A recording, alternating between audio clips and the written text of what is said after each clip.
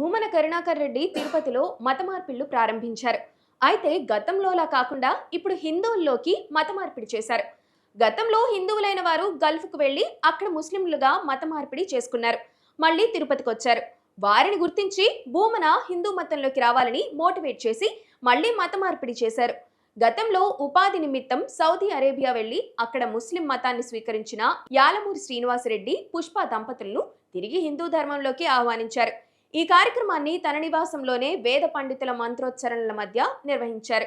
ముస్లింలుగా మారిన వారు భూమన మాటలతో ప్రభావితమై హిందూ మతాన్ని స్వీకరించేందుకు ముందుకొచ్చారని భూమన వర్గీయులు చెబుతున్నారు. ఈ క్రమంలోనే అబ్దుల్లా, అమిన్నా అనే పేర్లను తిరిగి శ్రీనివాసరెడ్డి పుష్పగా మార్చుకుని మాతృధర్మంలోకి ప్రవేశించారు. అయితే భూమన వ్యవహారమంతా తనపై ఉన్న నాస్తిక ముద్రను చెరిపివేసుకోవడానికే చేస్తున్న ప్రయత్నమే. ఆయన కుటుంబ సభ్యులు క్రైస్తవ మతాన్ని పాటిస్తున్నారు.